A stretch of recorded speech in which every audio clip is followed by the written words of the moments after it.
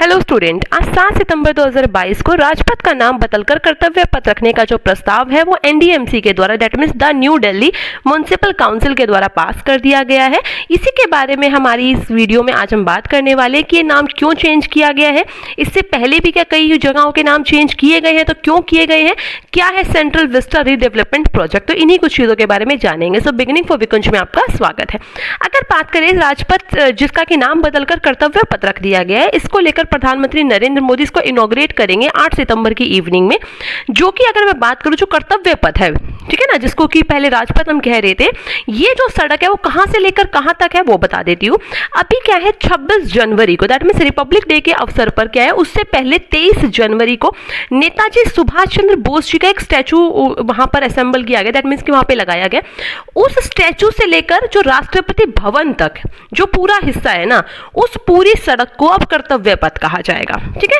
That means Vijay Chowk से लेकर India gate तक का पूरा जो हिस्सा है उसको क्या है, एक तरीके से कल प्रधानमंत्री नरेंद्र मोदी जी के द्वारा इनॉग्रेट किया जाएगा। देखिए ये जो पूरा है ना, ये इसको हम क्या बोल रहे हैं, basically central Vista Avenue, clear, central Vista Avenue जो कि हिस्सा है सेंट्रल विस्टा रीडेवलपमेंट प्रोजेक्ट का, जो कि सितंबर 2019 में जिसकी की घोषणा की गई थी और 10 दिसंबर 2020 को प्रधानमंत्री नरेंद्र मोदी जी के द्वारा क्या है इस परियोजना की आधारशिला रखी गई थी। और उसी के बाद से जो प्रधानमंत्री का ड्रीम प्रोजेक्ट है सेंट्रल विस्टा प्रोजेक्ट, इसको बनाने का काम शुरू किया गया, जिसके अंदर क्या है ये भी आता है, जिसका की इनॉग्रेशन इसके एक फर्स्ट फेज का कल किया जाएगा। दैट मीन्स कि इसमें ये जो पूरा सेंट्रल विस्टा प्रोजेक्ट है, इसमें क्या क्या चीजें बनेंगी वो मैं एक थोड़ा सा बता देती हूँ। इसमें एक त्रिकोणीय संसद भवन बनेगा, एक केंद्रीय सचिवालय, 3 किलोमीटर का हिस्सा जो कि राजपथ का है ना उसका कार्यकल्प किया जाएगा, मतलब उसमें बदलाव किए जाएंगे, पेड़ वगैरह ग्रीनरी वगैरह सब किया जाएगा। इसके अलावा नया प्रधानमंत्री आवास बनेगा, इसके अलावा नया प्रधानमंत्री कार्यालय बनेगा और उपराष्ट्रपति एनक्लेव बनेगा। ये कुछ एक चीजें हैं जो कि सेंट्रल विस्टा प्रोजेक्ट के अंदर बनाई जाएंगी, क्लियर। अब बात कर लेते हैं हम हमारे मेन टॉपिक की कि जो राजपथ है जिसका कि नाम अब बदलकर कर्तव्य पथ किया गया है, इससे पहले भी ये जो चेंज है ना वो किया जा चुका है।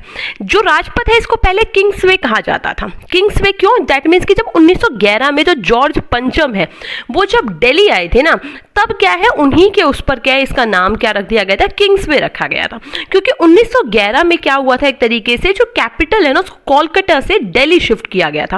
दैट मीन्स कि इंडिया की कैपिटल जो पहले कोलकाता थी उसको अब दिल्ली कर दिया गया था, और जो दिल्ली है उसका एक नया डिजाइन बनाने का जो जिम्मा है वो Edwin Lutyens and Herbert baker को दिया गया।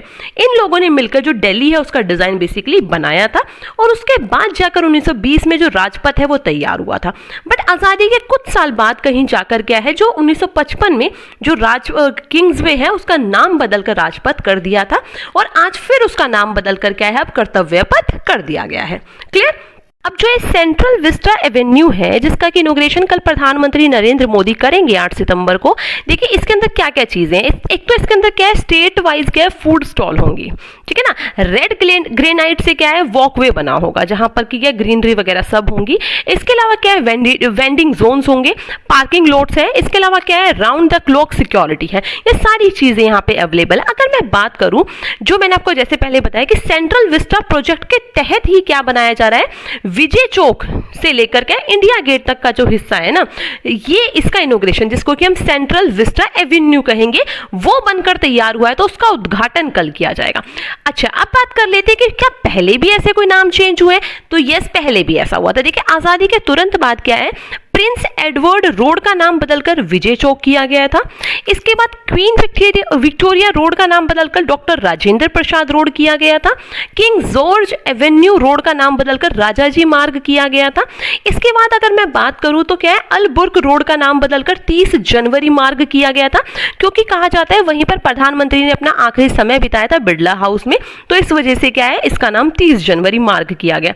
इसके अलावा यार्क रोड का नाम बदलकर मोतीलाल नेहरू मार्ग किया गया, क्योंकि जब क्या है जो 2 सितंबर 1946 को वहां पर क्या है जवाहरलाल नेहरू जी को रहने के लिए बंगला दिया था, तो इसीलिए उस रोड का नाम क्या मोतीलाल नेहरू के नाम पर कर दिया था। इसके अलावा क्या किंग एडवर्ड रोड का नाम बदलकर मौलाना आजाद रोड रखा गया था, ठीक है ना, जो कि हमारे देश के पहले शिक्षा मंत्री भी थे।